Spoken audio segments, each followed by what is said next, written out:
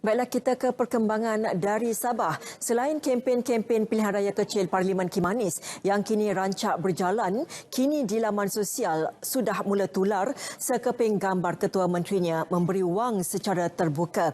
Jadi kita terus saja bersama Muhammad Diah Sahlan di sana. Diah, teruskan. Baik, terima kasih Norlela di Angkasa Puri. Assalamualaikum dan salam sejahtera. Suruhanjaya Pencegahan Rasuah Malaysia SPRM Sabah mengesahkan gambar tular di media sosial yang menunjukkan Ketua Menteri memberi wang secara terbuka baru-baru ini, bukan berlaku di Kimanis. Menurut pengarah SPRM Sabah, Karunaniti anak lelaki Subia dalam satu kenyataan, gambar tular itu diambil ketika program sedekah selepas solat Jumaat di Masjid Datuk Pangeran Galpam, Sandakan 3 Januari lalu. Majlis itu juga dianjurkan bersempena program pecah tanah pembesaran lapangan terbang Sandakan. Setakat hari ini, Polis Sabah menerima 2 laporan sepanjang tempoh kempen pilihan raya kecil PRK Kimanis. Kes berkenaan disiasat secara berasingan oleh Polis Diraja Malaysia PDRM dan Suruhanjaya Pencegahan Rasuah Malaysia SPRM. Perkara itu dinyatakan Pesuruhjaya Polis Sabah Datuk Omar Haji Mamah dalam sidang media di Ibu Pejabat Polis Kontingen Sabah di Kota Kinabalu. Ada 2 laporan polis setakat ini. Satu disiasat oleh pihak SPRM dan satu kita siasat. Kita akan siasat seperti biasa, kita akan cepatkan siasatan kita.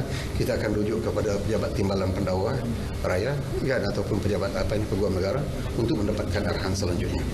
Datuk Omar memberi jaminan siasatan terhadap kes-kes berkenaan akan dipercepat. Kes disiasat di bawah Seksyen 10 Akta Kesalahan Pilihan Raya 1954.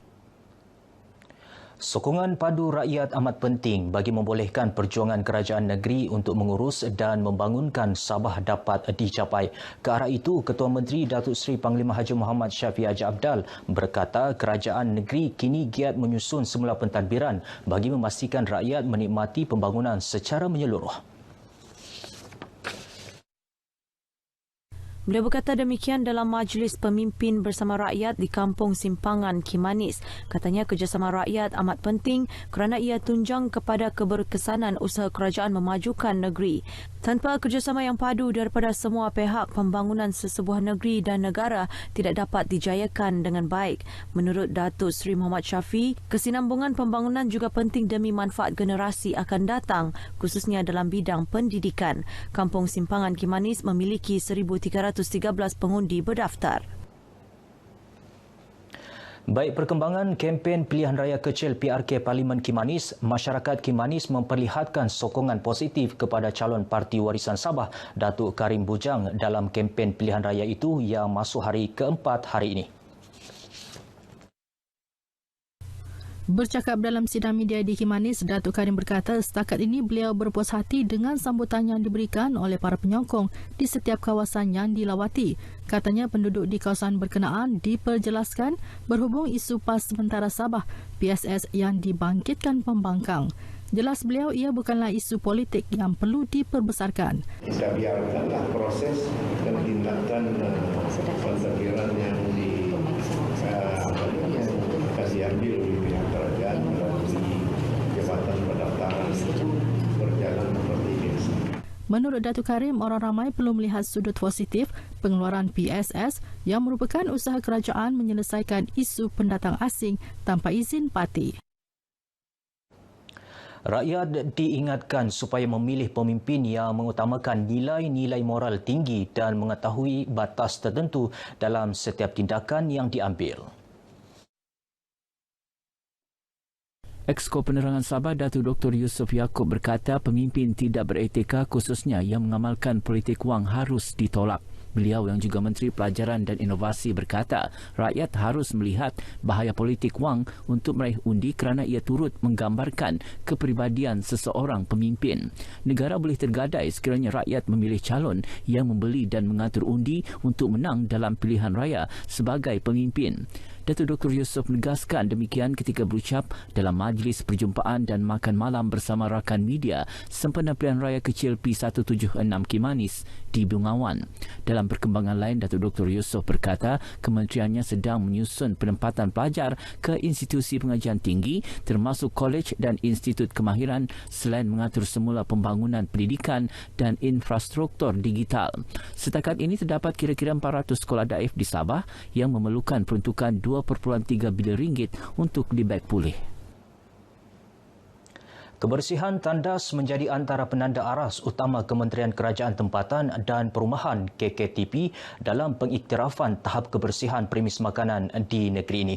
Tahap kebersihan premis makanan ditetapkan mengikut grade iaitu grade A sangat bersih, B bersih dan C sederhana. Menurut Menteri Kerajaan Tempatan dan Perumahan Datuk Haji Jaujan Sambakong, kementeriannya akan mengkaji semula pemberian lesen kepada pengusaha premis makanan yang gagal memastikan kebersihan tandas berada pada tahap yang ditetapkan. Kebersihan terutama sekali tandas harus diberi keutamaan. Untuk premis-premis makanan di tempat awam, kedai-kedai restoran, pertama antara yang kita kenal pasti, lihat dulu tandas dia. Sekalipun persekitaran makanan baik, bersih, tandas tak bersih, jangan taruh grade A. Datuk Jaujan berkata demikian dalam sidang media selepas majlis perasmian program PBT bersama komuniti Kusayang dan PBT Hijau di Bengawan. Mengenai program ini, beliau berkata ia merupakan usaha kementeriannya untuk meningkatkan keupayaan sesebuah komuniti sekaligus meningkatkan hubungan baik antara komuniti dan PBT sejajar hasrat kerajaan memperkenalkan PBT Hijau bulan ini dengan daerah Tongot dan Nabawan sebagai daerah perintis. Orang ramai menyambut baik penguatkuasaan larangan merokok di semua premis menjual makanan yang dikuatkuasa sepenuhnya 1 Januari lalu. Rata-rata yang ditemui menyokong usaha terbabit. Sangatlah bersetuju dengan tindakan kerajaan ini untuk kalau boleh tindakan ini akan dijalankan berterusan, bukan saja pada hari-hari yang tertentu. Artinya kita kena buat pemantauan yang menyeluruh. Kita yang merokok tak jadi masalah. Contoh macam saya sendiri merokok. Tetapi kita kena fikir rakyat dan orang yang sekeliling kita lah. Peraturan seperti merokok ini adalah digalakkan untuk mengelakkan daripada berlakunya lebih penyakit ataupun mengganggu masyarakat di sekeliling kita.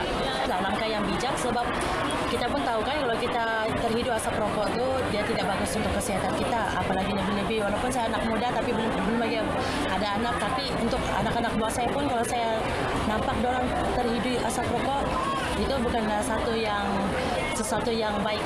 Kementerian Kesihatan telah mewartakan tempat makan di seluruh negara sebagai kawasan larangan merokok di bawah Peraturan 1101-D Peraturan Kawalan Hasil Tembakau PPKHT 2004 Bindaan 2018. Baik, sekian dahulu paparan berita dari Sabah petang ini. Kembali bersama Norlela Muhammad Nor di Angkasa Puri. Silakan, Norlela. Baik, dia salam. Terima kasih.